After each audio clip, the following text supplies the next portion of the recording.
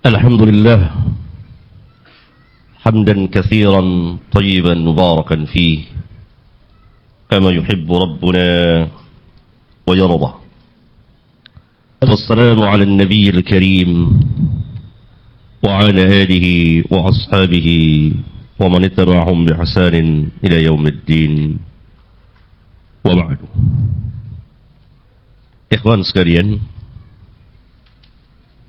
kajian kita kajian ilmiah, dirasah ilmiah, karena salah satu kekuatan al-Islam adalah ilmu.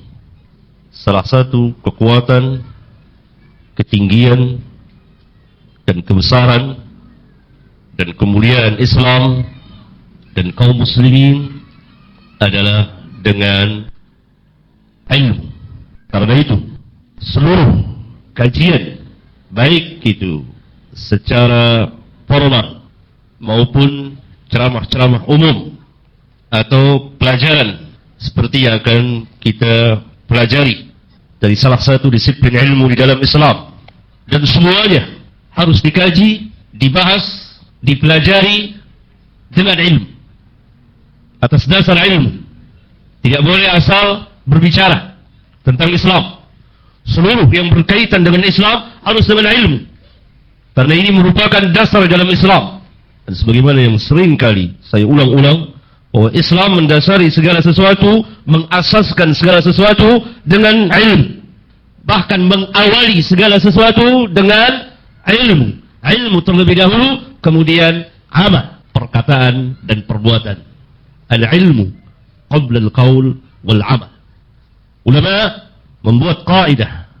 Kaidah merupakan dasar atau pondasi Islam yang sangat ilmiah, bahwa ilmu sebelum berkata dan sebelum berbuat.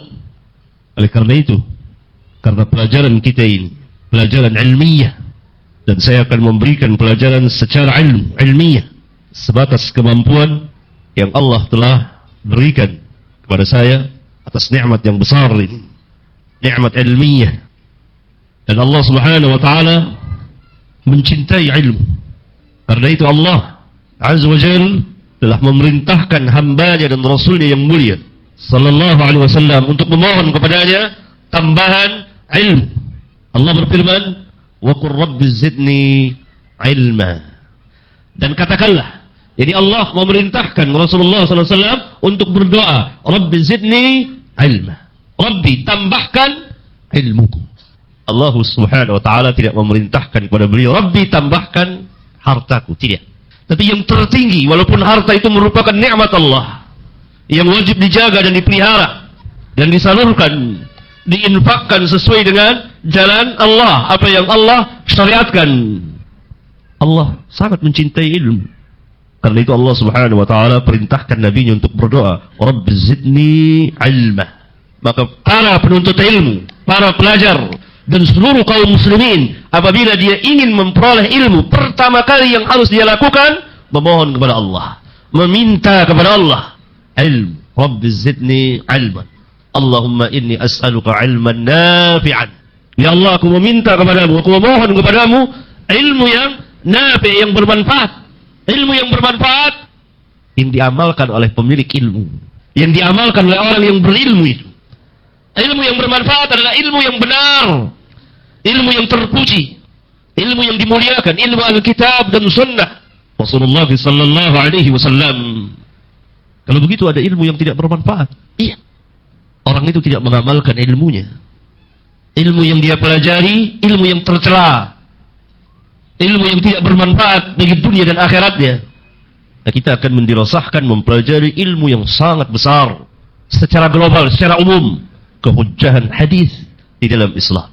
Kita akan berbicara tentang hadis Rasulullah sallallahu alaihi wasallam yang merupakan dasar hukum Islam yang kedua, yang wajib bagi setiap muslim mengambil agamanya dari Al-Quran dan hadis-hadis Rasulullah sallallahu alaihi wasallam.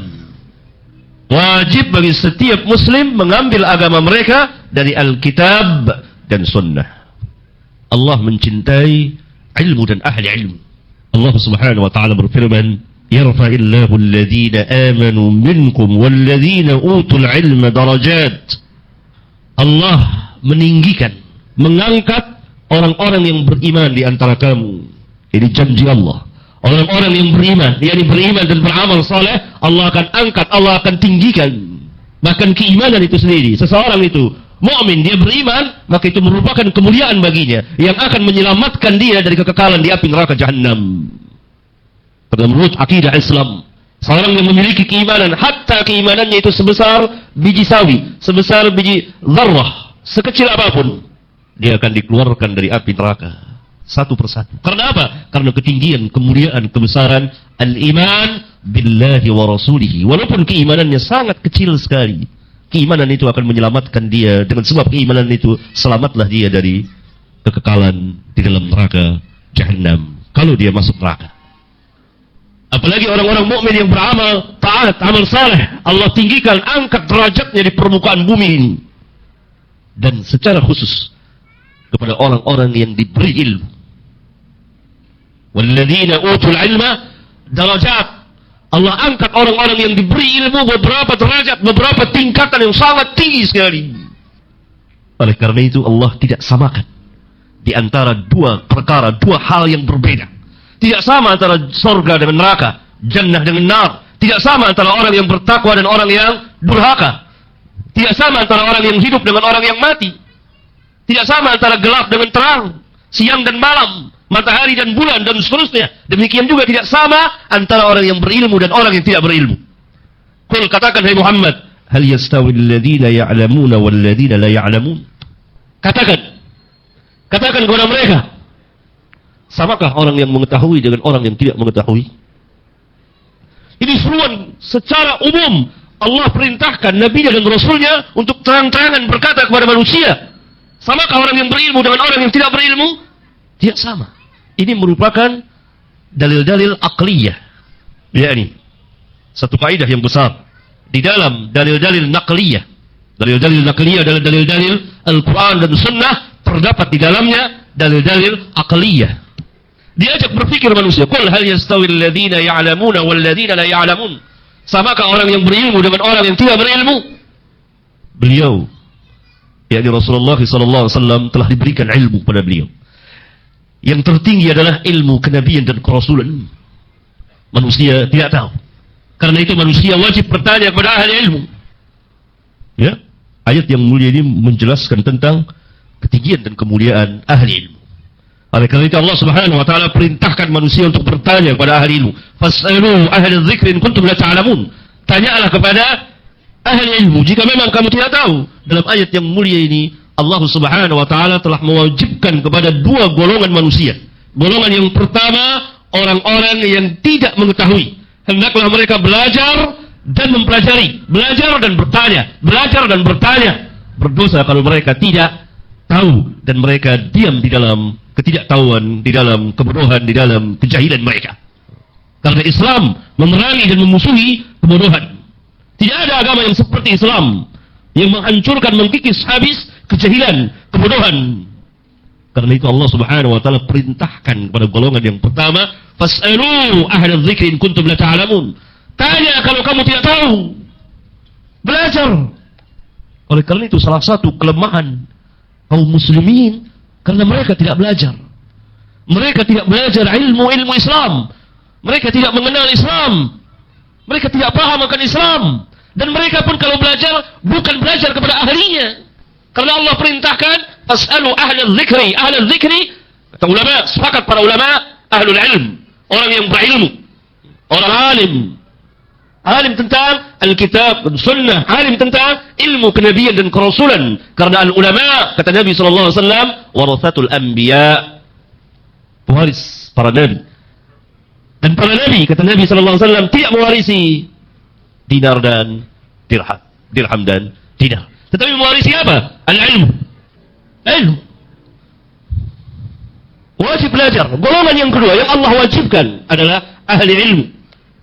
Mengajar, menyebarkan ilmunya, menjawab pertanyaan manusia jika mereka mengetahui. Kalau mereka tidak tahu, katakan tidak tahu.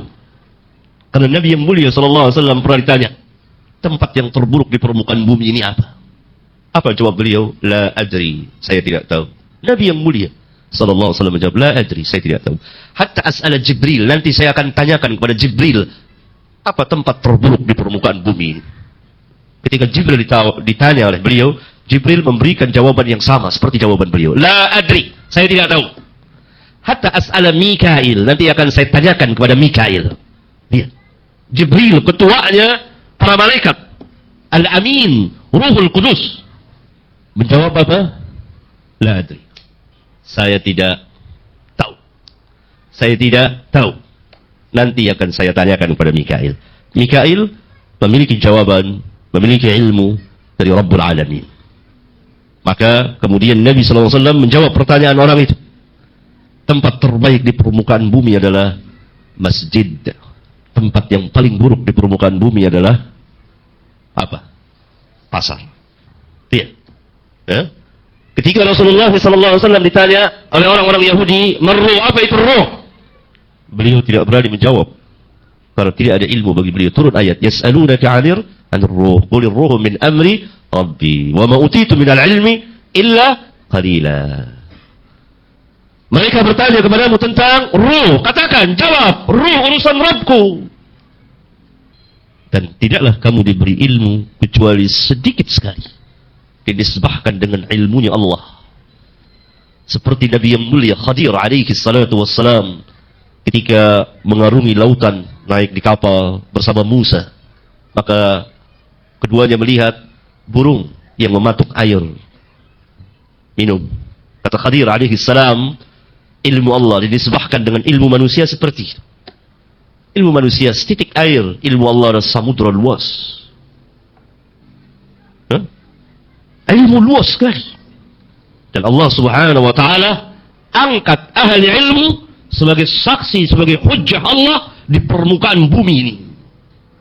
Allah Subhanahu wa taala berfirman, "Syahidallahu annahu la ilaha illa huwa wal malaikatu wa ulul ilmi qa'iman bil qist. La ilaha illa huwa huwal azizul hakim." Allah menyaksikan annahu la ilaha illahu, sesungguhnya tidak ada satupun ilah. Ilah adalah al-ma'bud, yang diibadati. Tidak ada satupun yang berhak diibadati bihaqqin.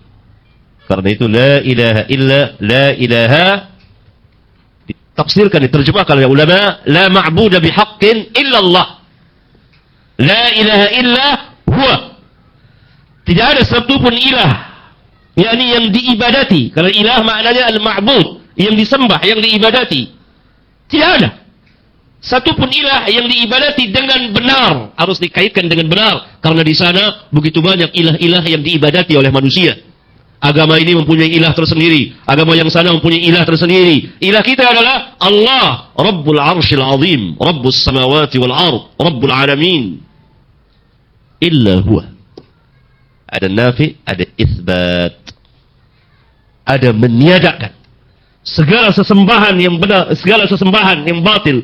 Tiada yang berhak diibadati dengan benar, dan ditetapkan melainkan Allah illa huwa. Seluruh zikir yang Nabi ajarkan selalu ada itsbat, ada nafi, ada itsbat. Ada meniadakan dan ada menetapkan. La ilaha illallah. Di sini Allah katakan la ilaha illa huwa. Jelas huwanya siapa? Al-Azizul Hakim. Al-Azizul Hakim. Yang Al-Aziz, yang Al-Hakim. Oleh karena itu, sepakat para ulama. Yang saya maksud para ulama di sini adalah para ulama Ahlus Sunnah wal Jamaah. Dari salafun as-salih, dari para sahabat dan tabi'in dan tabi'ut tabi'in. Termasuk di dalamnya a'immatul arba'ah, imam yang empat. Abu Hanifah, Malik, Syafi'i dan Ahmad, dan orang-orang yang mengikuti mereka dari zaman ke zaman sampai pada hari ini, di timur dan di barat bumi, dari orang alim sampai orang awam yang bermanhaj mengikuti manhaj para sahabat radhiyallahu alaihim jami'an, mengatakan bahwa zikir dengan lafzul jalalah, lafaz Allah Allah Allah saja bid'ah dhalalah, bid'ah munkar. Dan setiap bid'ah adalah sesat. Dan setiap bid'ah adalah munkar. Karena Nabi kita yang mulia sallallahu alaihi wasallam tidak pernah mengajarkan kepada kita zikir Allah, Allah, Allah, Allah saja. Beliau mengajarkan la ilaha illallah. La ilaha illallah wahdahu la syarika lah. Lahul mulk wa lahul hamdu wa huwa ala kulli syai'in qadir. La ilaha illallah wahdahu la syarika lah. Lahul mulk wa lahul hamdu yuhyi wa yumiit wa huwa ala kulli syai'in qadir. Tidak pernah mengajarkan Allah, Allah, Allah, Allah, Allah, Allah. Ini zikirnya orang-orang tasawuf. Karena apa? Karena kejahilan, kebodohan mereka terhadap ilmunya para nabi dan rasul. Dan jauhnya mereka dari ilmu Islam, jauhnya mereka dari para ulama. Karena itu mereka menciptakan, membuat zikir-zikir yang tidak ada asal usulnya dalam Islam. Lebih rusak lagi dengan zikir huwa, huwa, huwa, huwa. Yang artinya dia. Siapa dia itu? Jin, syaitan. Kalau kita katakan dia siapa? Hati bisa berjalan kemana saja. Tapi kalau ini tegas, la ilaha illa huwa. Huwa siapa? Allah. Mana dia? Kembali kepada sebelumnya. Syahidallah. Allah menyaksikan annahu la ilaha illa huwa. Domir huwa kembali kepada Allah yang namanya dan sifatnya Al-Aziz, Al-Hakim. Jika zikir Allah, Allah tu lebih celaka lagi. Huwa, lebih celaka lagi. Hu. Ini berbicara di dalam agama tanpa ilmu. Karena itu kita lihat berulang kali dalam ayat-ayat Al-Quran ini Allah berbicara tentang ilmu, memerintahkan kepada Nabi yang terakhir, hamba dan Rasul yang mulia, Sayyidul Anbiya wal Mursalin. Katakan, hai Muhammad, Rabbi zidni ilman, minta ilmu, mohon ilmu padaku. Allah perintahkan manusia untuk bertanya pada ahli ilmu. Allah tidak samakan orang yang berilmu dengan orang yang tidak berilmu. Bahkan Allah angkat menjadi saksi di permukaan bumi. Ahli ilmu menjadi hujjah Allah di permukaan bumi kepada setiap manusia yang mengingkari la ilaha illallah. Syahidallahu annahu la ilaha illa huwa wal malaikatu. Allah menyaksikan sesungguhnya la ilaha illa huwa. Allah menyaksikan bahwa tidak ada satupun ilah Tuhan yang berhak diibadati dengan benar melainkan Dia. Dan yang menyaksikan juga selain Allah al-malaikah, para malaikat, seluruh para malaikat. Yang ketiga, tidak ada yang keempatnya, wa ulul ilmi, orang-orang yang berilmu. Lihat ketinggian, kemuliaan, kebesaran ahli ilmu. Allah angkat sebagai saksi yang menyaksikan secara terang-terangan dan menjadi hujjah bagi manusia akan kebenaran la ilaha illallah.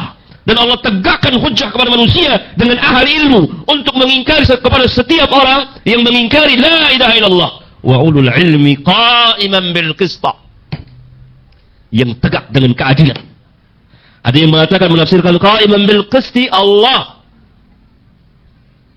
la ilaha illa huwal azizul hakim. Tidak ada yang keempatnya.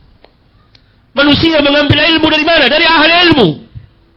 Ahli ilmu mengambil ilmu dari mana? Dari Nabi SAW. Mereka tidak berjumpa dengan Nabi, mereka berjumpa dengan ahli ilmu dan seterusnya. Seperti tabi'ut tabi'in mengambil ilmu dari siapa? Dari tabi'in. Tabi'in mengambil ilmu dari siapa? Dari sahabat. Sahabat mengambil ilmu dari siapa? Nabi kita yang mulia SAW. Nabi kita yang mulia mengambil ilmu dari siapa? Dari Jibril. Jibril dari Allah. Karena Jibril yang menyampaikan wahyu kepada Rasulullah SAW dari Allah. Para pengikut tabi'ut tabi'in mengambil ilmu dari siapa? Dari tabi'ut tabi'in dan seterusnya, bersilsilah. Silsilatul zahab, rantai emas. Ilmu. Terus Allah angkat dan tinggikan ahli ilmu itu. Diangkat oleh Allah yang menyaksikan la ilaha illallah. Ya, karena semuanya dengan ilmu. Allah turunkan Quran dengan apa? Ilmu Allah. Allah berfirman, anzalahu bi'ilmihi. Ia turunkan Al-Quran itu dengan apa? Dengan ilmunya. Maka hanya orang-orang yang berilmulah yang mengetahui la ilaha illallah. Fa'alam annahu la ilaha illallah. Allah memulai dengan ilmu. Bahkan Al-Quran itu ada di dada-dada orang yang berilmu. Apa kata Allah? Qul bal huwa ayatum bayyinatun fi suduril ladzina utul ilm. Luar biasa. Bahkan dia Al-Quran ayatum bayyinat, ayat-ayat yang jelas, yang nyata, yang penuh dengan hujjah, fi suduril ladzina utul ilm, berada di dada-dada ahli ilmu. Allahu Akbar. Allah tidak katakan di dada-dada manusia, tidak. Fi suduril ladzina utul ilm, karena hanya orang yang berilmu yang mengetahui Al-Quran, bukan sembarang manusia walaupun mereka hafal Al-Quran dari ayat pertama dari sampai ayat yang terakhir. Tapi Rabbuna katakan fi suduril ladzina utul ilm, berada di dada orang-orang yang berilmu. Itu sebagian kecil dari sekian banyak ayat-ayat Al-Quran yang berbicara tentang ilmu dan ahli ilmu. Demikian juga Rasulullah SAW telah menetapkan apa yang ditetapkan oleh Al-Quran. Itu termasuk ke dalam sunnah beliau. Beliau mengatakan dalam sebuah hadis sahih yang dikeluarkan oleh Imam Muslim dan lain-lain, man salaka tariqan yaltamisu fihi ilman sahalallahu lahu tariqan ilal jannah. Barang siapa yang berjalan di satu jalan untuk menuntut atau mencari ilmu, niscaya Allah mudahkan jalan baginya menuju jannah. Karena Allah sayang, ridha, Allah menyayangi. Karena dengan menuntut ilmu akan terbuka bagi dia mana jalan menuju jannah dan mana jalan menuju nar. Ilmu itu harus dicari, harus dituntut, harus diusahakan. Dan seluruh para nabi dan rasul menuntut ilmu. Bahkan Nabi yang mulia Musa bin Imran alaihi salatu wassalam meninggalkan dakwah untuk menuntut ilmu. Pekerjaan Musa bin Imran alaihi salatu wassalam dakwah kepada Fir'aun, dakwah kepada kaumnya Bani Israel. Kemudian sekali waktu dia tinggalkan. Untuk apa? Untuk belajar menuntut ilmu kepada Nabi yang mulia, Nabi Khadir alaihi salatu wassalam. Dia mengadakan perjalanan yang panjang, jauh, melelahkan, membawa bekal. Lihat para Nabi yang mulia menjalani sebab-sebab yang Allah tetapkan di permukaan bumi ini. Sunnatullah. Manusia kalau tidak makan, dia akan lemas, dia akan kepayahan, dia akan kelaparan. Kemudian dia akan sekarat. Terakhir dia akan mati. Dan kalau sengaja dia tidak makan, dia melaparkan dirinya sampai mati, maka dia telah melakukan dosa yang sangat besar, yaitu bunuh diri. Karena itu Musa tidak semata-mata tawakal, kemudian membiarkan, tidak membawa bekal, mengarungi perjalanan di padang pasir luas. Tapi dia membawa bekal. Lihat berbedanya tawakal para nabi dan rasul dengan tawakalnya orang-orang sufi.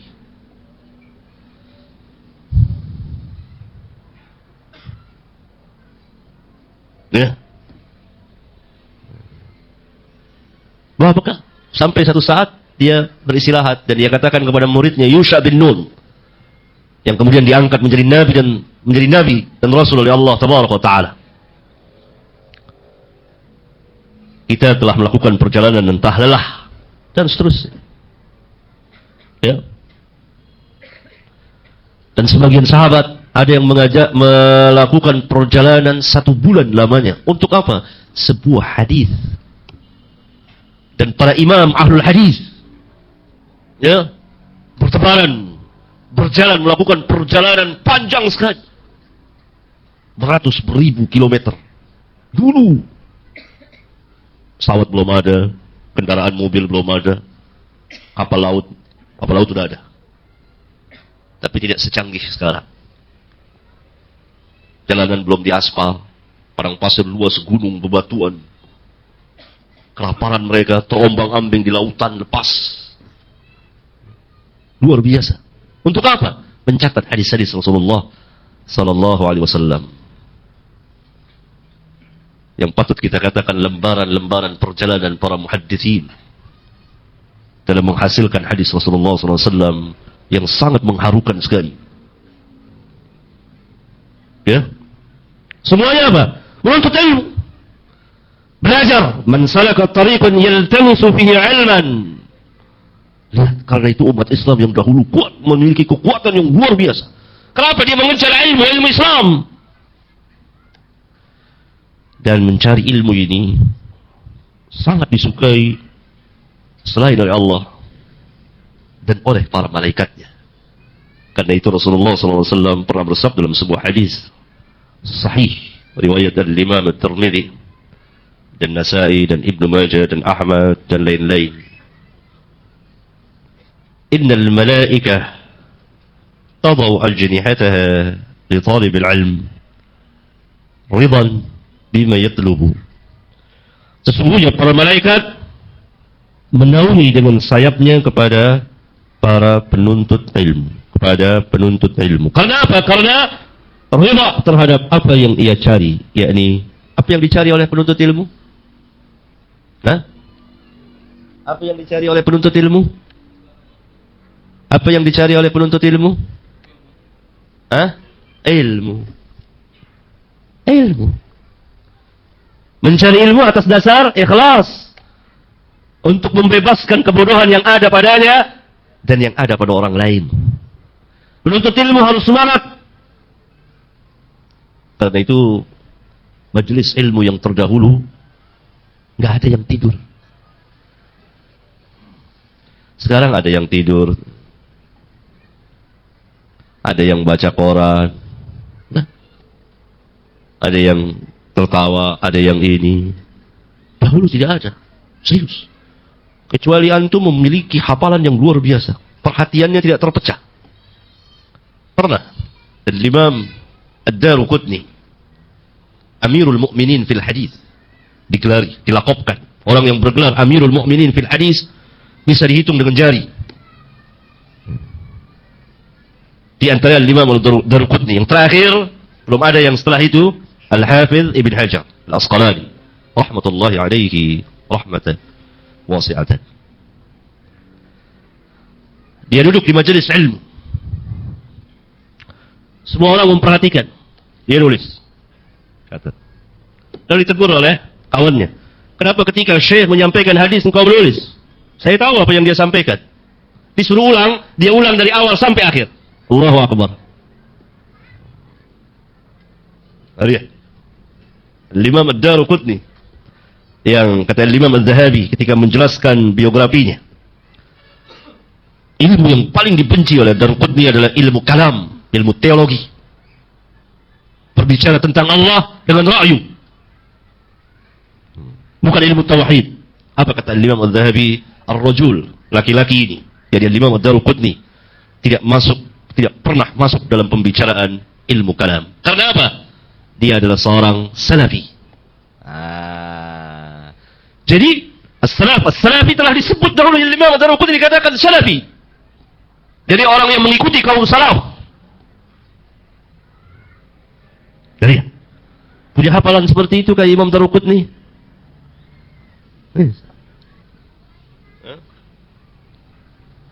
Syekhul Islam Ibn Taimiyah rahmatullahi alaihi rahmatan wasi'atan.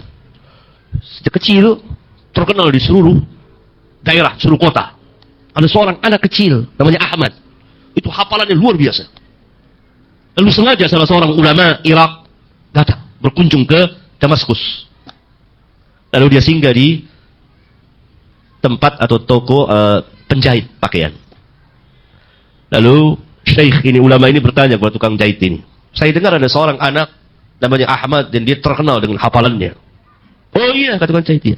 Nanti sebentar lagi dia lewat bersama anak-anak kecil. Lewat terus, Ibnu Taimiyah. Panggil, saya panggil. Saya akan mengimlakkan kepadamu sejumlah hadis. Iya, diimlakkan. Haddatsana fulan, terus dicatat sama Syekh.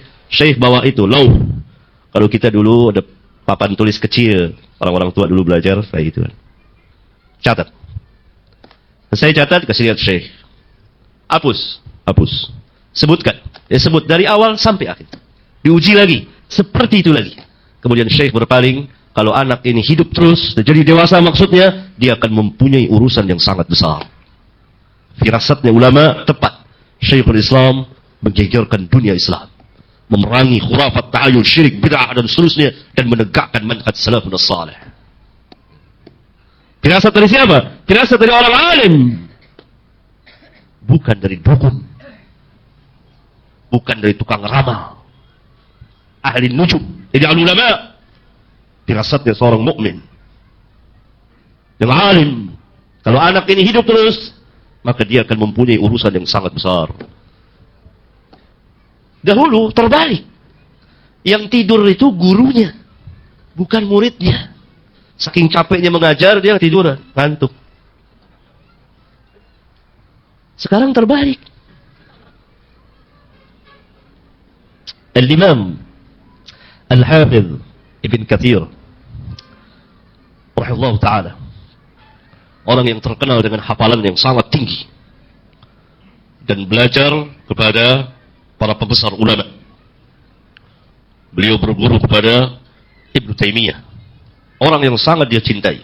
Sampai matinya, ketika akan mati, dia minta agar dikuburkan di samping gurunya. Maka kuburan Ibnu Taimiyah dengan Ibnu Katsir berdampingan sekarang di Damaskus. Kemudian yang kedua, dia belajar kepada murid besar Ibnu Taimiyah juga, yaitu Al-Imam Al-Zahabi. Yang ketiga, dia belajar kepada Al-Imam Al-Mizzi, sahabat Ibnu Taimiyah, sahabat dekat, rafiq. Ya, sehingga kalau berjalan dua, yang satu dikatakan sanad, yang satu dikatakan matan. Sanad sama matan hadis lagi jalan. Al-Imam Al-Mizzi dikatakan sanad, Ibnu Taimiyah dikatakan matan. Cinta sekali terus sahabat. Sampai ketika Al-Imam Al-Mizzi ditangkap, Al-Imam Ibnu Taimiyah datang ke penjara dan menebus dirinya agar dikeluarkan itu, karena dia ditangkap dengan sebab dakwah Ibnu Taimiyah. Difitnah sana sini oleh ahli bid'ah, orang-orang yang fi qulubihim marad, di hati-hati mereka terdapat penyakit. Lalu kata Al-Hafidh bin Katsir, Al-Imam Al-Mizzi ini gurunya dan langsung menjadi mertua dia, karena Ibnu Katsir nikah dengan anak perempuan Al-Mizzi. Ibnu Katsir menjelaskan keadaan gurunya, bagaimana kekuatan hafalannya. Murid belajar nggak ada yang tidur, gurunya itu tidur. Syekhuna, katanya guru kita sambil ngajar kadang-kadang dia ngantuk. Ini muridnya baca, haddatsana fulan, akhbarana fulan, terus bangun. Salah, sebetulnya ini tidur lagi. Ada guru yang seperti itu sekarang? Nggak ada. Tidur terus. Lihat ketinggian ilmunya para ulama. Bagaimana kita bisa membusungkan dada kita di hadapan para imam yang seperti itu? Bagaimana lagi dengan para sahabat dan tabi'in dan tabi'ut tabi'in? Dengan Al-Imam Al-Zahabi ketika menulis biografi para ulama mutaqaddimin, mengatakan seperti orang yang paling hafal, paling alim tentang hadis pada zaman kita adalah orang yang paling rendah pada zaman mereka. Bagaimana dengan Imam Al-Bukhari, Amirul Mu'minin fil hadis, Imam Muslim, Imam Abu Daud, Imam Ahmad. Besar ilmunya, tinggi. Tidak bisa pakai logika ini, karena ilmu Allah yang berikan. Lihat Al-Imam Al-Mizzi, ngantuk dia. Ngantuk, tidur, kata Al-Hafiz. Syekhuna ketika ngajar dia ngantuk. Ini bacakan hadis pakai sanad. Salah rawinya, bangun dia. Salah. Ini harusnya misalnya Abdullah, ini namanya Muhammad. Itu lagi dia tolong. Muridnya melek semua baca. Ini kata Ibnu Katsir, dia memuji-muji setinggi langit guru dan mertuanya. Ini keajaiban yang Allah berikan kepadanya. Begitu tingginya ilmu. Kita akan berbicara mengenai al-hadis. Kehujahan hadis, dan hadis menjadi hujjah di dalam Islam. Maka kita masuk pada bagian yang pertama. Hadis merupakan sabda dan perbuatan dan takrir atau persetujuan Rasulullah sallallahu alaihi wasallam. Itu arti hadis. Setiap perkataan dan perbuatan. Dan takrir itu artinya persetujuan Nabi sallallahu alaihi wasallam atas perkataan dan perbuatan sahabat. Kemudian beliau diam. Atau beliau tersenyum. Diam sambil tersenyum atau tertawa. Takrir, karena beliau tidak akan pernah diam apabila terjadi atau maksiat dilakukan oleh sahabat. Perbuatan atau perkataan. Apabila terjadi pelanggaran. Seperti seorang sedang sholat bersama beliau. Lalu orang itu berdoa, "Ya Allah, rahmatilah aku dan Muhammad dan jangan selain dari kami." Yang selain dari kami, jangan. Selesai sholat dipanggil oleh Rasulullah SAW. "Laqad hajjarta wasi'an." Sesungguhnya engkau telah menutup pintu yang sangat luas. Rahmat Allah luas, tidak khusus ku dan engkau saja. Ada langsung ditegur oleh Rasulullah SAW. Dan contoh-contoh yang lain banyak sekali. Banyak sekali. Kemarin yang saya khutbah Jumat, sahabat yang masuk masjid tergesa-gesa ditegur oleh Rasulullah. Zadakallahu ihsan wala ta'al. Jangan ulang perbuatan yang seperti itu. Tapi kalau beliau diam, maka itu beliau setuju. Sahabat masuk salat, lalu dia mengucapkan setelah takbiratul ihram, alhamdulillahi hamdan katsiran tayyiban mubarakan fi. Selesai salat, Nabi sallallahu alaihi wasallam bertanya, siapa yang mengucapkan perkataan itu? Saya lihat malaikat berebutan ingin mencatat ganjaran atau pahala yang dia lakukan dengan sebab membaca bacaan itu, doa iftitah. Lain waktu ada lagi yang mengucapkan Allahu akbar kabira walhamdulillahi katsira wa subhanallahi bukratan wa asila. Catat. Beliau setuju. Dan lain-lain contoh banyak sekali. Lain-lain contoh banyak. Itu takrir, yakni persetujuan beliau. Dan hadis dicatat atau ditulis sejak zaman beliau. Pada masa beliau hidup, beliau memerintahkan kepada para sahabat untuk mencatat dan menulis hadis-hadis beliau. Jadi sahabat beliau sangat salah apabila orang mengatakan bahwa hadis dicatat, ditulis 200 tahun setelah wafatnya Rasulullah SAW. Ini berbicara tanpa ilmu. Yang kita dilarang menetapkan sesuatu tanpa ilmu dan menyalahi kenyataan yang ada. Beliau perintahkan kepada para sahabat yang bernama Abdullah bin Amr bin As, yang memang kerap kali sering dan menulis apa yang beliau sabdakan. Kemudian sebagian orang Quraisy menegurnya, engkau menulis segala sesuatu yang Nabi katakan, yang Rasulullah SAW sabdakan, yang Rasulullah SAW sabdakan. Padahal beliau seorang manusia, yakni hanya seorang manusia yang dapat berbicara dalam keadaan senang dan marah. Beliau seorang manusia yang dapat berbicara dalam keadaan redha dan marah, dalam keadaan marah dan senang. Kemudian Abdullah bin Amr bin As berhenti dan bertanya atau memberitahukan kepada Rasulullah SAW perkataan sebagian manusia itu. Apa jawab beliau? Uktub, tulis olehmu. Famalladhi nafsi biyadihi, demi Allah yang jiwaku berada di tangannya. Ma kharaja minni illa haqqun. Tidak keluar dariku sambil beliau mengisyaratkan ke mulutnya, illa haqqun, melainkan kebenaran. Jadi hadis sahih diriwayatkan oleh Imam Abu Dawud dan lain-lain. Lihat, uktub, tulis. Berarti penulisan hadis langsung diperintah oleh beliau. Bahkan Abdullah bin Amr bin As pernah bercerita kepada kita bahwa kami berada di sekeliling Rasulullah SAW, naktub, kami menulis. Jadi menulis apa yang beliau sabdakan. Bahkan pada Fathu Makkah, beliau SAW memerintahkan kepada sekalian para sahabat, uktubu. Lihat, uktubu li Abi Syah. Catatlah, tulislah untuk Abu Syah. Yani apa yang ditanyakan tadi oleh Abu Syah. Catat. Itu hadis dikeluarkan oleh Bukhari, Muslim dan lain-lain. Lihat. Penulisan hadis dan dicatatnya hadis sejak Rasulullah SAW hidup atas perintah beliau dan takrir beliau. Oleh karena itu setelah Rasulullah SAW wafat, sebagian sahabat mempunyai catatan atau lembaran-lembaran hadis yang mereka catat di pelepah korma dan lain-lain. Seperti Ali bin Abi Thalib. Hadisnya dikeluarkan oleh Bukhari dan Muslim. Mempunyai lembaran catatan hadis. Abdullah bin Amr bin As, Abu Bakar Siddiq, Anas bin Malik, dan lain-lain sahabat. mempunyai lembaran-lembaran khusus yang mereka catat dari hadis-hadis Rasulullah SAW. Tetapi belum dibukukan, didiwankan, dikumpulkan secara resmi atas perintah khalifah. Itu terjadi pada zaman pemerintahan khilafah, itu Khalifatul Rashid, khalifah yang mulia Rashid, Umar bin Abdul Aziz, memerintahkan untuk mencatat hadis-hadis Rasulullah SAW. Maka dikumpulkanlah hadis-hadis itu dalam sebuah kitab. Pencatatan, pendewanan hadis, pengumpulan hadis secara resmi terjadi pada zaman Khalifatul Rashid Umar bin Abdul Aziz. Nah, pada zaman para sahabat bertebaran mencari hadis-hadis Rasulullah SAW, berkeliling, mengadakan perjalanan dari Madinah ke Mesir, dari Madinah ke Syam,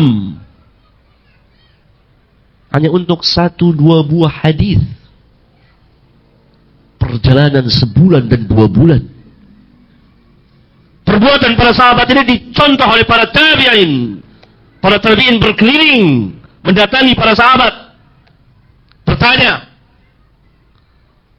Kemudian ketika datang fitnah dari sebagian manusia yang mencoba merusak Islam, memasukkan sesuatu ke dalam Islam, dan munculnya kebohongan, kedustaan, maka mulai mereka bertanya tentang isnad.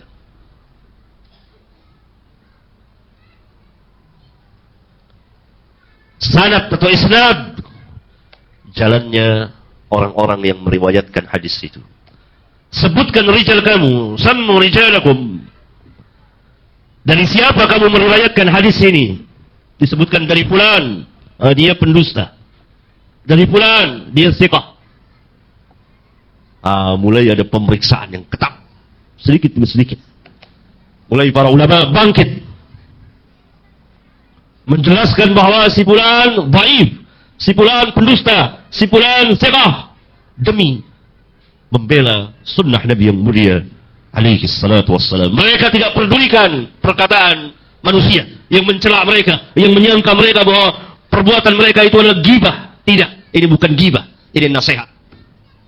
Sehingga Abdullah bin Mubarak seorang tabi'ut tabi'in, tampil di tengah-tengah manusia. Lalu dia berkata, "Da'u hadis Amr bin Thabit." Tinggalkan hadisnya Amr bin Thabit. Fa innahu yusubbu salaf, karena dia telah mencaci maki kaum salaf.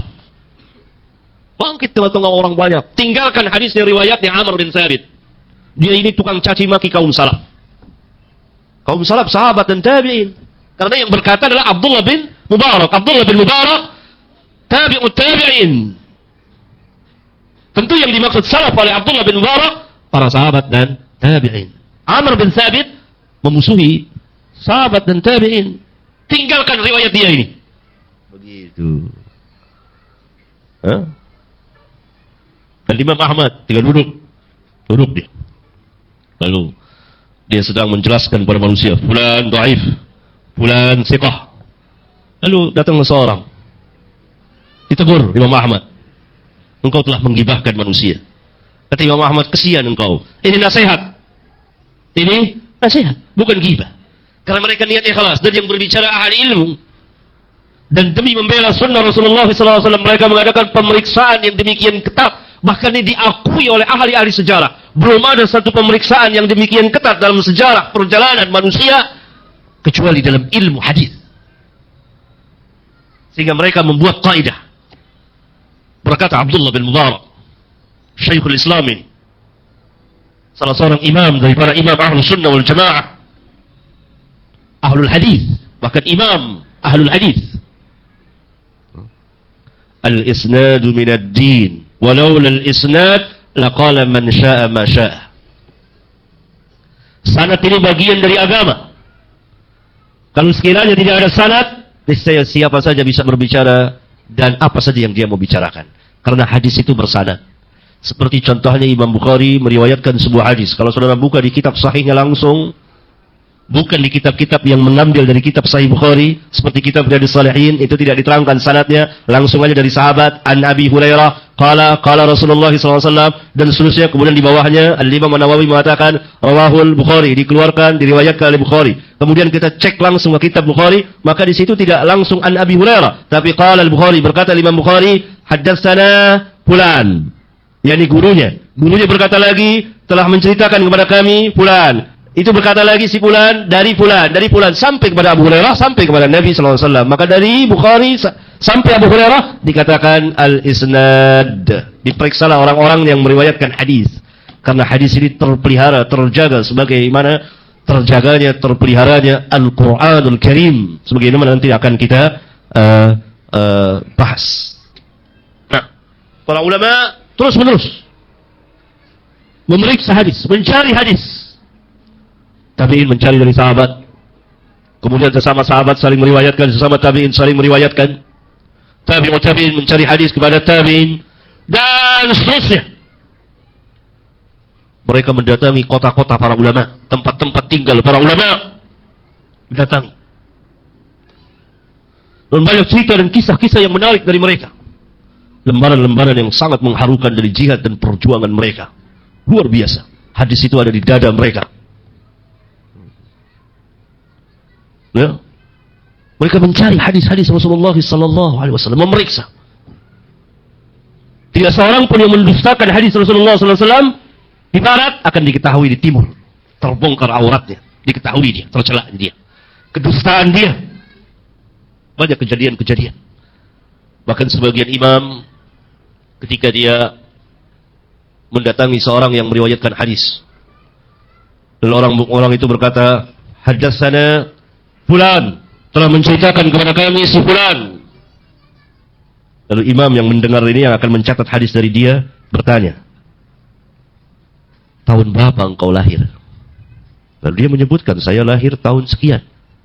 Engkau mengatakan dapat hadis ini dari si fulan, padahal si fulan itu mati sebelum 13 tahun sebelum engkau lahir. Bagaimana dia mengatakan bahwa dia dapat haddatsana, telah menceritakan kepada saya si fulan? Si fulan yang menceritakan hadis dari dia telah mati terlebih dahulu sebelum dia lahir. Berarti dia pembohong. Telah menceritakan kepada saya orang yang telah mati 13 tahun sebelum saya lahir. Dicatat, oh si fulan ini pembohong, pendusta. Dia menceritakan dari orang yang dia tidak pernah melihat dia. Bohong. Begitu terus. Dicatat tanggal lahirnya, tahun berapa saudara lahir, di mana saudara lahir. Oh saya lahir di sini. Dia mengatakan saya telah menceritakan kepada saya si fulan. Padahal si fulan ini syekh, tidak pernah ke negeri dia dan dia tidak pernah ke sana. Berarti terputus dan tidak sezaman, atau sezaman tapi tidak pernah berjumpa, dan begitu seterusnya, diperiksa ketat. Kenapa? Karena hadis merupakan dasar dalam Islam. Hadis merupakan hujjah dalam Islam. Yang tanpa hadis tentu seseorang tidak akan paham tentang Islam. Mustahil. Seseorang mengerti tentang Islam, paham akan Islam, dan dapat mengamalkan Islam tanpa hadis Rasulullah SAW. Quran tidak berdiri sendiri. Nanti kita akan bahas. Hadis ini sangat mulia sekali. Orang yang paling dekat dengan Rasulullah SAW, ahlul hadis. Di antara kedekatan mereka kepada Rasulullah SAW apa? Selain pembelaan mereka terhadap hadis, orang yang paling banyak berselawat kepada Nabi SAW, ahlul hadis. Gak ada orang yang lebih banyak dari ahlul hadis. Dia berselawat kepada Nabi dengan lisan dan tulisannya. Ada kala dengan lisannya, tidak dengan tulisannya. Ada kala dengan lisan dan tulisan. Oleh karena itu, dikatakan dalam sebuah syair, ahlul hadis hum ahlun nabi sallallahu alaihi wasallam, wa illam yashabu nafsahu anfasahu sahibu. Ahli hadis, mereka adalah ahli nabi, keluarga Nabi sallallahu alaihi wasallam. Dan jika mereka tidak bersahabat dengan diri Nabi sallallahu alaihi wasallam, mereka bersahabat dengan nafas-nafas Nabi sallallahu alaihi wasallam. Indah sekali syair ini. Ahli hadis, keluarga Nabi. Jika mereka tidak bersahabat dengan diri Nabi sallallahu alaihi wasallam, mereka bersahabat dengan nafas-nafas Nabi sallallahu alaihi wasallam. Orang yang paling tahu tentang sunnah Rasulullah sallallahu alaihi wasallam, tentang hadis-hadis beliau, dan orang yang paling alim terhadap Al-Qur'an, ahli hadis. Orang yang paling dekat dengan Rasulullah sallallahu alaihi wasallam, ahlul hadis.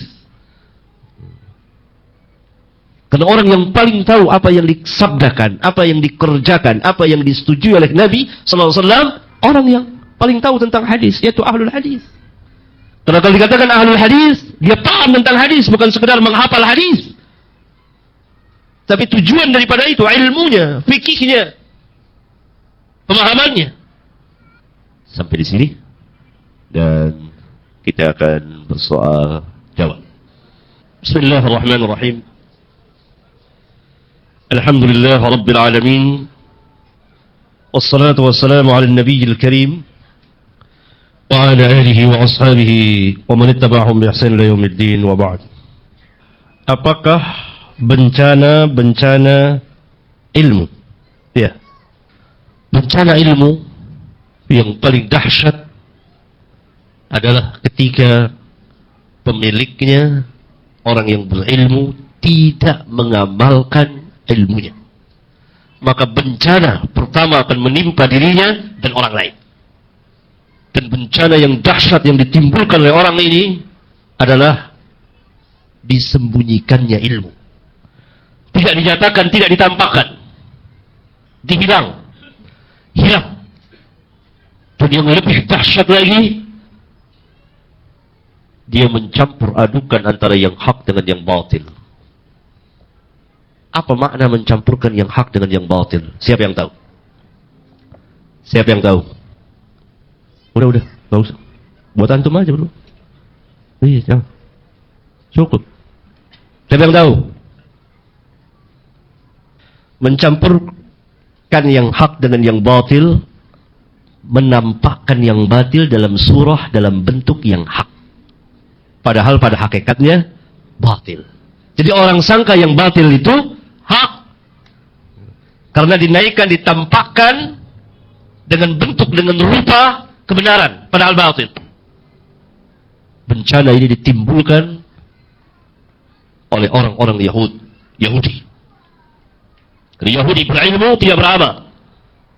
Nasara beramal, tidak berilmu. Kaum muslimin berilmu, beramal. Iya. Pertanyaan mengenai ipar laki-laki, perempuan. Laki-laki, ipar laki-laki atau perempuan. Apakah itu mahram? Jawabnya bukan. Bukan mahram. Karena yang mahram adalah yang diharamkan, wanita yang diharamkan kita menikahinya. Dengan sebab nasab keturunan, pertama. Kedua dengan sebab susuan. Ketiga dengan sebab pernikahan. Ya. Itu yang mahram. Belakangan ini marak kembali tentang terorisme yang dikaitkan dengan umat Islam. Bagaimana sikap kita sebagai talibul ilm dalam menghadapi hal ini? Istiqamah dengan apa yang ada pada kita. Belajar dan belajar tentang Islam, mempelajari tentang Islam yang benar, yang digali, diambil dari sumbernya, Alkitab dan Sunnah. Agar kita paham tentang Islam. Orang-orang yang menuduh bahwa Islam itu terorisme dan lain-lain, nanti kita akan tegakkan hujjah kepada mereka. Kita akan jelaskan tentang Islam, dan kita akan ajak mereka masuk ke dalam Islam. Ad-da'wa ilallah. Orang-orang yang memusuhi Islam, kita ajak masuk Islam. Kita tegakkan Islam, kita jelaskan tentang Islam, kita dakwakan tentang Islam, da'wa ilallah. Karena mereka tidak tahu tentang Islam. Mereka menerima kabar berita tentang Islam dari orang-orang yang tidak terpercaya, dari musuh-musuh Islam, dari orang-orang yang hasad, yang dengki terhadap Islam. Dan mereka mendapat wahyu dari iblis dan bala tentaranya. Maka kita harus paham tentang Islam. Jadi perang ilmiah, menegakkan hujjah, menegakkan bukti, agar mereka tahu tentang Islam. Negara-negara barat, negara Amerika dan lain-lain menguasai negeri-negeri muslim secara fisik. Bahkan mereka memasuki pemikiran-pemikiran yang sesat. Maka sudah saatnya umat Islam belajar tentang Islam. Beri penjelasan kepada mereka bahwa Islam tidak sebagaimana yang mereka tuduhkan itu. Teroris adalah perbuatan yang sangat pengecut sekali. Perbuatan tipu daya sangat dibenci oleh Islam. Kecuali di medan perang. Ketika berkecamuk peperangan, boleh melakukan tipu daya, siasat. Islam agama yang berani, tidak sembunyi-sembunyi. Kalau perang, menyatakan perang. Sebelum perang, didakwakan orang, diajak untuk masuk Islam. Kalau tidak mau, tidak dipaksa. Bayar jizyah. Kalau tidak mau bayar jizyah, maka diperangi. Islam agama yang berani tampil ke depan, menjelaskan kepada manusia, saya akan memerangimu. Tidak sembunyi-sembunyi, tidak meledakkan bom di sana sini tanpa diketahui. Tidak membajak pesawat dan lain sebagainya. Tidak. Perang. Ada pimpinannya, ada penguasanya. Yaitu kepala negara, amir yang memerintahkan. Bukan ustaz-ustaz yang perintahkan, bukan kelompok per kelompok. Tidak. Itu bukan dari Islam. Itu dari pemikiran sebagian orang Islam yang salah paham terhadap ajaran Islam. Yang tidak mengerti tentang Islam. Dan di kepala mereka ada sejumlah syubhat. Islam bukan agama yang pengecut. Dan orang Islam bukan pengecut. Teroris itu cara-cara yang sangat pengecut sekali. Islam agama yang berani. Bagaimana mungkin umat Islam tidak berani? Padahal Nabi mereka yang mulia berdoa, Allahumma inni a'udzubika minal jubni. Ya Allah, aku berlindung kepadamu dari sifat penakut. Cara-cara teroris itu cara-cara yang sangat penakut sekali. Islam tidak demikian. Dan cara-cara itu merusak. Sangat dilarang oleh Islam. Bagaimana mungkin Islam mengadakan perusakan? Padahal Islam memerintahkan untuk menghilangkan gangguan berupa duri di jalan. Dan itu masuk dalam bagian keimanan. Allahu Akbar. Salah satu cabang keimanan, menghilangkan gangguan dari jalan. Imatatul adha anit tariqah. Imatatul adha anit tariq. Menghilangkan gangguan dari jalan. Saya pernah mengumpulkan sejumlah hadis mengenai menghilangkan gangguan dari jalan. Begitu banyak Rasulullah SAW bersabda kepada kita. Salah satu akhlak seorang muslim. Dan ini masuk dalam bagian keimanan dan perbuatan yang baik. Menghilangkan gangguan dari jalan. Berupa duri kecil. Bagaimana Islam yang mengajarkan demikian tinggi akan membuat kerusakan di permukaan bumi? Tidak. Nah, Islam ada aturannya. Dalam jihad perang, ada aturannya. Diatur oleh agama. Ini karena orang Islam tidak paham. Mereka dikuasai fisik mereka, negeri mereka. Mereka dibodohi karena mereka bodoh. Dan kita sudah bodoh berhaka lagi. Luar biasa. Maka kita harus belajar tentang Islam. Kita ajak mereka berdiskusi. Kita ajak mereka berdebat. Billati hiya ahsan. Menegakkan hujjah. Lihat seperti Ibrahim dengan Namrud, Musa dengan Fir'aun, Rasulullah SAW dengan orang-orang kufar Quraisy, Abu Jahal, Abu Lahab dan lain-lain dan kawan-kawannya. Perang ilmiah, menegakkan hujjah. Perang dengan apa? Dengan Al-Quran. Sebelum perang dengan pedang. Agama lain tidak punya hujjah. Nah, terangkan tentang Islam. Kita belajar, saudara belajar, saya belajar, keluarga-keluarga muslim belajar tentang Islam. Sekarang kebanyakan orang Islam kalau ditanya, apa itu Islam? Ya tahu, apa ya Islam ya? Ya, kayak begini deh. Begitu. Gak tahu dia, apa itu Islam? Terangkan kepada kami apa itu Islam. Saudara mengatakan bahwa Islam agama Allah, Islam agama yang sah di sisi Allah. Apa itu Islam? Apa yang bisa diberikan oleh Islam? Kita paham saja Islam itu ini 1, 2, 3, 4, 5, 6, 7, 8, 9, 10, 11 terus masuk Islam. Sudah tahu? Sekarang kita balik kita. Sudah tahu tentang agama saudara? Tidak tahu juga. Lebih bodoh dari umat Islam. Umat Islam sebagiannya bodoh terhadap agamanya. Orang di luar Islam 99% sekian lebih bodoh lagi. Gak tahu tentang agamanya, gak tahu tentang agama. Dan mereka tidak menjalani agama mereka. Kalau mereka menjalani agama mereka gak sanggup kalau tidak sesuai dengan fitrah dan tabiat manusia. Dan itu dibuktikan secara ilmiah. Lihat umat Islam salah satu ajarannya. Man kutila duna malihi fahuwa syahidun. Barang siapa yang mati membela hartanya, dia mati syahid. Man qutila duna ahlihi fahuwa syahidun. Barang siapa yang mati membela keluarganya, dia mati syahid. Man qutila duna malihi fahuwa syahidun. Barang siapa yang mati membela, man qutila duna dinihi fahuwa syahidun. Barang siapa yang mati membela agamanya, dia mati syahid. Hadis ini dahulu mendapat tempat di hati kaum muslimin. Sehingga perampok yang mau merampok seorang muslim mikir sekian kali. Bukan orang yang mau dirampok yang ketakutan, perampoknya telah ketakutan terlebih dahulu. Karena hadis ini tertanam di hati setiap muslim. Barang siapa yang mati membela hartanya, dia mati syahid. Apa yang diharapkan oleh perampok? Kalau dia mati sebagai apa? Sebagai orang yang durhaka dan terancam api neraka jahanam. Karena itu ketika kaum muslim, baru satu hadis, perampok nggak ada yang berani, takut. Kalau orang muslim berani, mengambil hartanya tidak dikasih. Karena kalau dia mati syahid. Kalau si perampok ini mati, dia neraka. Perampokan ada, tapi jumlahnya menyusut jauh. Orang muslim, Allahumma inni a'udzubika minal jubni wal kasali wal ajzi. Doanya luar biasa diajarkan Nabi itu. Ya Allah, aku berlindung kepadamu dari sifat penakut, dari malas, dari lemah, wal bukhli, dari kikir. Ini kalau orang muslim menginfakkan hartanya, jadi ini masjid sejenak. Minggu depan jadi insyaallah. Karena itu kita kurang berlindung dari wal bukhli. Ini kan enggak seberapa ini. Enggak seberapa. Dinisbahkan dengan uang yang ada di tangan kaum muslimin, enggak seberapa ini.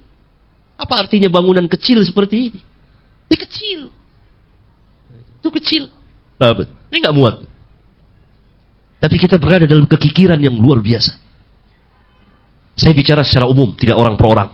Kenyataan yang ada. Nah, semuanya. Agama lain tidak begitu. Ada satu agama yang mengajarkan bahkan kalau datang perampok, maka perampok itu minta uangnya 1 juta, kasih 2 juta. Ini menyalahi fitrah tabiat manusia. Itu ajaran di satu agama. Apa mungkin dapat dilakukan oleh manusia? Nggak mungkin, bertentangan. Dalam Islam tidak. Mau berani lawan, kalau dia mati, dia syahid. Nggak berani, ya dia serahkan uang. Walaupun dia tidak ikhlas, berendengan hatinya. Bahkan menyumpahi, mengutuknya. Berdoa kepada Allah. Karena doa orang yang mazlum teraniaya, makbul. Kan ada 2 golongan yang dirampok. Pertama, dia takut. Dia nggak bisa berbuat banyak. Dia ditodong senjata. Nggak bisa. Senjata cepat jalannya. Ya sudah, dia nyerah, kasih uangnya. Tapi hatinya nggak rela. Dia berdoa kepada Allah. Doa orang yang menurun dikabulkan oleh Allah. Kalau para perampok, para pencuri itu mengerti tentang Islam, dia takut mencuri dan perampok. Kalau orang yang dirampok itu akan berdoa, hatta yang dirampok itu orang kafir. Ittaqu da'watal mazlum, kata Nabi SAW. Takutlah terhadap doanya orang yang teraniaya. Wa in kana kafiran, meskipun dia orang kafir. Lihat ajaran Islam. Kita tidak boleh menganiaya manusia, hatta dia kafir. Ada orang kafir lo ya? Pak, geblukin. Nggak boleh. Itu aniaya. Nggak boleh. Aniaya. Dia berdoa, diijabahkan oleh Allah. Walaupun kita orang mukmin, orang Islam. Ada yang berani berhadapan dengan perampok. Ada yang tidak berani. Tapi nggak ada orang yang dirampok, saya ambil uangmu 10 juta. Oh, ini ada saya 10 juta, ada lagi dilaci 10 juta lagi tuh ambil. Ada orang Islam yang seperti itu? Nggak ada. Kenapa? Ajarannya tidak mengajarkan demikian. Ajaran jangan marah, tidak rela. Dia hanya terpaksa dan dia akan berdoa kepada Rabbul Alamin. Kecelakaan, kebinasaan bagi orang ini. Ngeri itu perampok berhadapan dengan orang Islam tuh, ngeri itu. Apalagi perampok yang muslim lagi. Maka hendaklah para perampok, para pencuri berhenti saat ini. Kalau tidak, dia akan dikepung, diserang oleh doa-doanya kaum muslimin. Hancur dan binasa. Oleh karena itu, ini salah satu kemukjizatan Nabi yang mulia. Tidak pernah selamat perampok itu. Dia dianiaya oleh manusia. Pernah ada seseorang jagoan. Iya, tukang. Istilahnya apa ya? Palak ya. Pas orang sini, wah macam-macam. Aniaya. Menganiaya manusia. Lalu kawannya mati. Saya ketemu dengan dia. Saya nasihatin. Ingat tuh, kawan antum sudah mati. Iya tuh, emang dia salah jalan. Itu malah. Nggak mau dinasihatin, sudah. Iya, emang dia salah jalan. Dia sama. Saya bilang, saya ingat untuk kawan. Kurang lebih itu sudah lama, saya tidak ingat lapas betul. Udah mati itu kawannya. Mati kawannya. Tuh. Saya nasihat. Ingat. Oh iya, dia malah menjelekkan kawan yang udah mati. Itu iya, dia salah jalan dia. Dia pikir dia jalan dia benar. Qadar Allah, tidak berapa lama dia mati dengan 9 peluru. Siksa matinya. Habis minum khamr. Habis minum khamr, tangkap, tembak. Siksa, tembak. Mati. Kenapa? Banyak orang yang nggak senang. Doa, berdoa. Lihat orang-orang tukang pedagang-pedagang kecil dikompasin, diambil, palak. Dia kasih, dia nggak sanggup melawan, kasih. Tapi apa? Ini orang Islam, ajaran Islam tidak mengatakan dia ketawa, dia senang, dia kasih lagi. Tidak. Nah, dia tidak rela, tidak ikhlas. Dia boleh berdoa, tapi boleh juga dia maafkan. Lihat ajaran Islam berjalan sesuai dengan fitrah manusia. Ada orang yang sanggup memaafkan, ada yang nggak sanggup. Saya tetap mau tuntut dia di hari kiamat. Kalau itu kenyataannya banyak yang mati. Itu saya pernah saksikan. Ada lagi sebagian teman yang mati ini telah mati lagi terlebih dahulu sebelum itu. Banyak mati. Orang-orang yang suka mengambil harta orang-orang miskin, pedagang-pedagang kecil di pasar-pasar kan suka ada jagoannya tuh. Kalau saya ketemu saya nasihatin. Dia nggak berani misalnya, nggak berani tuh. Nggak berani misalnya. Berani misalnya. Alhamdulillah. Masa? Lu sadar. Orang-orang muslim berdoa, orang-orang kecil, doa apa? Al-masakin. Lihat ajaran Islam berjalan sesuai dengan fitrah. Ada yang sanggup melawan, ada yang enggak. Dia berdoa, ada yang memaafkan. Didoakan semoga dia diberi hidayah oleh Allah. Tapi kan tidak semuanya seperti itu. Ada yang berdoa, ya Allah binasakan orang ini. Ada yang berani melawan dia. Melawan. Saya kalau mati, saya mati syahid. Burtu lampok itu. Punya orang mati syahid. Oh dia mati syahid, saya mati apa? Ada 3 itu. Nah, seimbang lihat. Ada yang pertama, ada yang berat, tapi tidak semua orang muslim seperti itu. Kan begitu. Ada yang takut dianya. Bikin pisau, pakai pistol, ya sudah dia kasih. Ini uang saya. Nggak ada lagi, walaupun ada, dibilang nggak ada lagi. Kan begitu bilang, nggak ada, saya nggak ada lagi. Apa ada orang Islam nikah 10 juta? Mana 10 juta nih? Mana lagi? Oh ada di sini 10 juta, ada lagi 10 juta di sana, di atas loteng ada tuh. Nggak ada, karena apa? Ajarannya tidak membina seperti itu. Tapi agama yang lain bina seperti itu. Kasih. Dengan ikhlas. Sanggup manusia menjalaninya? Nggak sanggup. Karena itu orang dual Islam nggak menjalani agamanya. Nggak menjalani. Islam sangat meninggikan ilmu. Dalam agama, atau salah satu agama, tidak. Memusuhi ilmu. Cukup dengan iman saja. Islam tidak, dengan ilmu. Luar biasa. Kita harus perkenalkan kepada manusia tentang Islam. Terus paham tentang Islam. Tegakkan hujjah. Orang yang bilang Islam teroris panggil, sini. Ajak bicara. Kenapa saudara bilang Islam itu teroris? Itu orang-orang Islam berbuat begitu. Dia tidak atas nama Islam. Jangan lihat orang per orangnya, lihat ajarannya dulu, baru lihat orangnya. Yang terbanyak, kalau ada umat Islam yang teroris, taruhlah ada. Tapi lebih banyak lagi yang teroris di luar Islam. Yang musuh Islam nggak mau, karena kita bodoh. Tidak tahu. Harus paham Islam agama yang tinggi. Tegakkan hujjah. Didakwakan.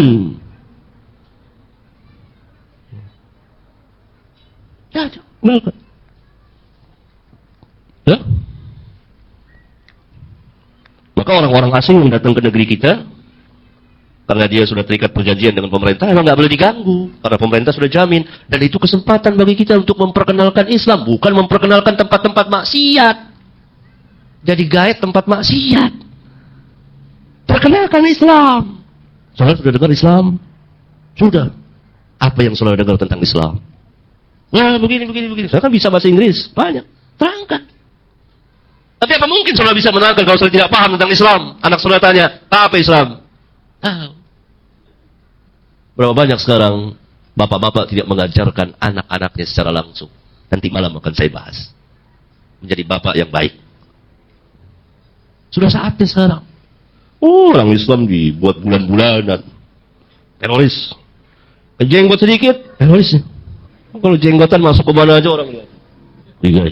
Diikutin. Nah, itu yang di patung-patung mereka sembah tuh jenggotan. Apa itu teroris juga? Yang patung-patung yang mereka sembah kan? Gambar-gambar kan? Jenggotan nggak? Jenggotan. Lebih banyak dari antum. Masya Allah. Ketika kita menuntut ilmu, kadang muncul rasa iri atau dengki kepada sesama para penuntut ilmu. Bagaimana cara menghilangkan perasaan tersebut sehingga tidak menghambat kita untuk terus menuntut ilmu? Kita wajib mengetahui bahwa ilmu yang Allah berikan kepada saudara kita adalah merupakan nikmat Allah, pemberian Allah. Kalau kita iri, dengki, yang berarti kita membencinya, berarti pada hakikatnya kita membenci nikmat atau pemberian Allah. Yang boleh ada di hati kita adalah perasaan ingin memiliki seperti apa yang telah dimiliki oleh saudara kita, tanpa ada keinginan agar ilmu itu hilang dari saudara kita. Hakikat dengki adalah kan membenci nikmat yang ada pada saudara kita, dan agar nikmat itu hilang dari saudara kita. Misalnya saudara kita itu berilmu atau memiliki harta, kita dengki dan iri, panas, kita benci. Maka kita benci kepada pemberian Allah, dan kita ingin itu hilang dari saudara kita. Tapi kalau keinginan itu sebatas kita ingin seperti saudara kita, tanpa menginginkan agar pemberian Allah itu hilang dari saudara kita, itu bukan iri, namanya ghibtah. Saudara kita kaya, dia menginfakkan hartanya, maka kita ingin seperti dia. Kaya, menginfakkan hartanya, itu tidak terlarang. Karena kita tidak membencinya. Karena kita tidak menginginkan agar kekayaan itu, harta itu binasa dan hancur dari saudara kita. Yang pertama itu ghibtah, yang kedua hasad. Ustadz tadi dijelaskan berilmu, beramal, dan berdakwah. Tapi sebaliknya yang terjadi pada kami, setelah kami berdakwah bertahun-tahun, ya, kami mendapatkan ilmu, baru kami mendapatkan ilmu yang sahih. Sehingga kami berusaha untuk merevisi apa-apa yang keliru yang telah kami ajarkan. Dengan adanya revisi tadi, ternyata timbul beberapa gejolak dari teman, dari masyarakat, juga dari pihak masjid itu sendiri. Yang kami tanyakan, kami terus berdakwah atau mundur saja? Karena kami merasa belum cukup ilmu. Maju, tetap berdakwah sesuai dengan ilmu yang ada pada kita. Karena ilmu tidak akan pernah cukup. Sahih? Sahih. Jangan merasa cukup dengan ilmu. Kalau kita merasa cukup dengan ilmu, kita berada dalam kebodohan yang dalam. Nah, jangan pernah merasa cukup dengan ilmu. Terus. Dan yang ada pada kita sedikit, karena dahulu kita salah dalam belajar, lalu mengajarkan orang banyak kesesatan. Allah kemudian memberikan hidayah kepada kita, maka kita puji-puji kepada Allah. Alhamdulillah. Alhamdulillahilladzi bi ni'matihi tatimmus shalihat. Segala puji bagi Allah yang dengan sebab nikmatnya maka sempurnalah segala kebaikan ini. Kita merevisi. Dahulu saya salah begini, timbul gejolak. Ya. Hal yang wajar dalam dakwah. Sabar. Istiqamah. Tetap menuntut ilmu. Dakwah, jangan mundur. Ingat kisah Nabi yang mulia Yunus alaihi salatu wassalam. Ketika dia mundur lari dari kaumnya, Allah tegur dia. Dia masuk ke kapal yang besar, penuh dengan muatan. Datang gelombang yang besar, lalu diundi. Akan dilemparkan ke laut. Siapa? Karena kapal ini harus dikurangi penghuninya. Kalau tidak akan karam, tenggelam. Maka jatuhlah undian pada Nabi yang mulia Yunus alaihi salatu wassalam. Dia dilemparkan ke laut, lalu ditangkap, ditelan oleh ikan yang besar, dibawa ke dasar laut selama 3 hari 3 malam. Apa doanya? La ilaha illa anta subhanaka inni kuntu minadh dhalimin. Inni kuntu minadh dhalimin. Tegur oleh Allah Jalla wa. Jangan tinggalkan, jangan mundur dari dakwah. Dakwahkan terus. Ya. Dan masyarakat yang menentang, beri penjelasan. Doakan untuk kita, untuk mereka. Doakan. Mereka barangkali belum tahu. Nanti kalau mereka belajar, tahu. Sebagaimana kita dahulu tidak tahu. Datang dakwah, kita marah. Oh, kok begini nih? Ketika kita belajar, dapat hidayah dari Rabbul Alamin, dan Allah melihat hati kita memang ikhlas, ingin mencari kebenaran yang sesungguhnya, dan ingin menempuh jalan yang taat, Allah berikan hidayah. Kemana kita condong? Tapi orang-orang yang keras kepala dan kepala batu, yang para penentang kebenaran, maka dikasih sejumlah dalil, tidak akan pernah goyah dia. Kenapa? Niatnya, innamal a'malu binniyat. Dan tujuan dia adalah menghancurkan para penegak kebenaran, memfitnah para penegak kebenaran, membuat kerusakan dalam dakwah, menfitnah para dai yang menyampaikan kebenaran. Terus, Ustadz, ana pernah mendengar seorang ustadz berbicara masalah doa. Berbicara masalah doa mau makan. Saya kira bukan doa itu, zikir, bacaan ketika akan makan. Doanya tidak ada. Ada yang tanya doanya bismillah saja, bacaannya maksudnya ya, atau bismillahirrahmanirrahim. Ustadz itu menjawab sama saja. Allah itu kan maha pengampun lagi maha penyayang. Masa Allah komplain sama hambanya baca bismillahnya kelebihan? Bagaimana menurut Ustadz? Ini Ustadz ini sadar atau tidak sadar, dia mendudukkan dirinya sebagai pembuat syariat, sebagai perantara di antara Allah dengan hambanya. Dari mana dia memperoleh wahyu? Karena syariat yang telah ditetapkan oleh Nabi yang mulia SAW, dan beliau mencontohkan dan memerintahkan, idza akalta fakul bismillah. Apabila engkau makan, termasuk minum, baca bismillah. Bismillah. Nabi tidak menambahkan Ar-Rahman Ar-Rahim. Ini kan ra'yunya. Allah maha pengampun, maha penyayang, maha pengampun. Jangankan orang yang menambahkan Ar-Rahman Ar-Rahim ketika makan, yang membunuh, yang berzina, kalau dia tobat minta ampun, Allah ampunkan. Bahkan yang kafir, kalau dia minta ampun kepada Allah, Allah ampunkan. Nah, kalimat ini kalimat yang hak, tetapi yang dia maksudkan batil, yaitu apa? Untuk menetapkan, menciptakan, membuat, melancarkan bid'ah atas nama Ar-Rahman Ar-Rahim. Al-Ghafur Rahim, Allah maha penyayang, maha pengampun, Allah maha ini. Ma'ruf, Allah maha pengampun. Jangankan orang yang membuat bid'ah ini, orang yang kafir, kalau dia bertobat, masuk Islam, Allah ampunkan seluruh dosanya. Apalagi bid'ah ini yang masing dalam Islam. Hadis tentang doa mau makan Rabbana itu yang diawali hadisnya dhaif. Bagaimana cara berselawat yang benar menurut tuntunan Al-Quran dan Sunnah sesuai dengan pemahaman salafus salih? Saya alhamdulillah kalau mau baca kitab saya tentang sifat selawat dan salam kepada Nabi SAW. Saya terangkan di situ sesuai dengan kemampuan yang ada pada saya. Kitab sifat selawat dan salam kepada Nabi SAW. Sampai di sini. Subhanakallahumma wa bihamdika, asyhadu an la ilaha illa anta, astaghfiruka wa atubu ilaik. Assalamualaikum warahmatullahi wabarakatuh.